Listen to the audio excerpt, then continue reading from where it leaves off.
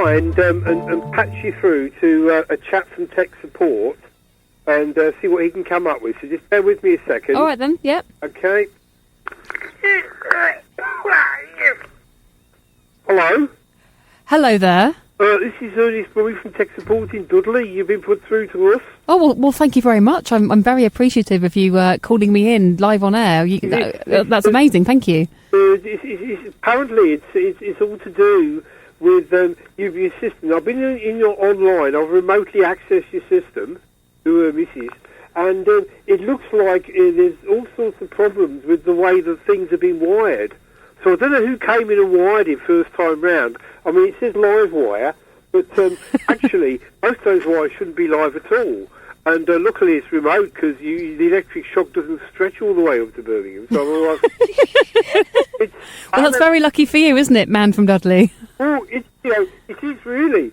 But no, so we have looked remotely through it because we can access your computers anywhere, anytime. And of course we can read all your data. Which is, I mean, this is really good because then I just collect all your data from the radio station, and who listens and stuff like that. Good. That's all your viewers, all your listeners. We know who's listening. We can track them down, and we can sell it to all three of them. Vast amounts of money, which is really, really good. Well, try not to do anything too crazy with our data. Let's try and be conservative with how you utilise some of that information. There's some top secret things there, that some governments might be slightly put out of joint.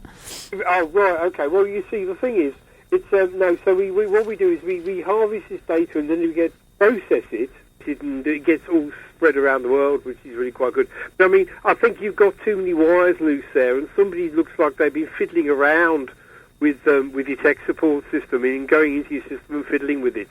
Right. Now, Gary did say something about the iambic pentameter. He doesn't know what he's talking about. But that is not really an issue because actually the iambic pentameter is attached to the grunge plate, and the grunge plate shouldn't be affected at all. No. Well, that's good to know. I'm pleased that it's not the iambic pentameter causing our litany of problems. But you've got a poet in there, haven't you? Yes, we do, yes. Right, yes, now, she's in-house. It's actually working on some poetry now, isn't she? Yeah, yes, she is, thank you. Trying. Yeah, she's trying. Oh, it's a girl poet as well, you see there. They're a little bit more problematical, they're a bit more complicated. Fight me! No, I don't mean that, miss, in a rude way. It's just that girls are much more complicated anyway, and so when it comes to poetry, the poetry is even more complicated. I'm not being sexist, this is just true. I mean, this is just one thing. Obviously, using up the iambic pentameter in that poetry is quite useful, really. You could tap into your hidden powers, your hidden poetic powers. Have you got a poetic licence there, miss? Yeah, she's recently gained her poet licence. You do have to go through a sort of a series of things to get said licence. It was traumatic. The problem is now we've got in tech support is we harvest your data. But the thing about having your poetic licence is you don't have to display it anymore. It's like the cars. You used to have to put your licence on the car to show that you paid your road tax. And it's the same with the poetic licence. They're not even making poets wear their badges anymore. I mean, obviously, there used to be badges. Now these days it's lanyards and things. But they're not making poets actually wear it at all. So you could be walking down the street and you wouldn't even know if someone was a poet or a novelist. Yeah, poets come in all different shapes and sizes these days as well. Some poets, they're students. Some have jobs. Some have kids. So I guess it's a very different field of expertise these days, isn't it? Yeah, I've no objection to having to poets having children. Some of my best friends are poets. Well, there's a bloke I know down the pub who is. But I mean, the thing is that you don't know who they are. It could potentially be embarrassing because how do you know you're not sitting next to one on the bus? And they're not going to write something about, they will be sort of looking at you strangely, and you think, hello, he's looking at me strangely. But it turns out he's just a poet, and you become their muse, and they're going to get off the bus, poetry on bus stuff, and they're going to get off the bus and they're going to write a poem, ode to the man from Texas Falls in Dudley. Maybe, they could do that, but you see, if they don't wear their badges, their lanyards, how are you going to know who's a poet and who isn't? Well, I guess that's a surprise, isn't it? You don't. I guess it makes life slightly more exciting not knowing who Well, possesses the power of the words and who doesn't. I prefer the security of actually knowing who the poets and that are. I mean, it's the thing with musicians. I mean, you usually spot a musician because they always carry instruments around with them, aren't they? You know, guitars, pianos, stuff like that. Carry pianos around with them, yeah. Well, you know, these sort of portable pianos they have, you know, the ones that go around the back like Duran Duran play on top. Oh, those ones, you know, not keyboard bow ties. No, I'm not doing keyboard bow ties. That's something you have down south. I thought you had one. No, it hasn't reached us up in the Midlands yet. It probably will do in due course. Possibly. Once they get that new HS2 railway done, we'll be able to get back to London in 20 minutes, which would be really good. That'd be very good. I mean, not that anyone could afford to actually buy any food in London when you're there, but if you go for 20 minutes, you come back in 20 minutes, you're there and back in an hour, and that means you don't have to stop for lunch. Can't even afford to get to London at this point. No. 20 minutes from Birmingham. Yeah, that's right. That's how long it's going to take. Wow. Because it's amazing. Downhill, you see. Going back is about 25. An uphill, you know. Right, I've had a look at your tech support. We had a look at your system, and it's definitely the live wires are a little bit loose. There's also a few screws loose in as well, but I think that's I don't think that's the equipment. I think that's more a job for the psychologist. Yeah.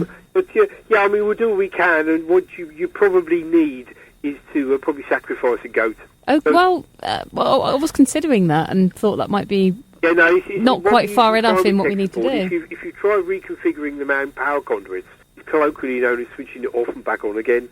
If that doesn't work, then one of the things you can possibly do is if you try sacrificing a goat to the god of tech, then that actually often sometimes works. Sometimes it doesn't. But, I mean, goats are very keen on the Well, I guess we can try reversing the polarity and, you know. To reverse the polarity on the matter induction tube of the neutron flow. I tried doing that and it didn't make any difference. I think it could be your intermix ratio. Because you know what the intermix ratio is, don't you, for matter and antimatter? Not the power couplings, no. It's the intermix ratio in your main matter antimatter reactor. No, right. Not quite as knowledgeable about the jargon side of things as you are. When your man gets there, your engineer gets there, he's going to have to crawl up a tube, and he'll have to poke around, and be lots of sparks going out, and he'll sort of be muttering under his breath in Scottish or Irish, possibly as well, if it depends on where he comes from. And basically, you have to reconfigure the intermix ratio. Well, do you know what? I will certainly consider that, Mr. Tech Support Man from Dudley. Thank you very much for coming live on air on my show. Okay, I'm going to do that, but just remember, if your poet drains too much of the iambic pentameter, it could prove potentially dangerous. Don't let your poet overcharge. Fair enough. Well, we gave her a good topic. Probably enough, but if they overcharge, they get too powerful. You know, they could become exponential and they could take over. I don't think we're at that point yet. You might laugh, Miss Raven, but it's possible.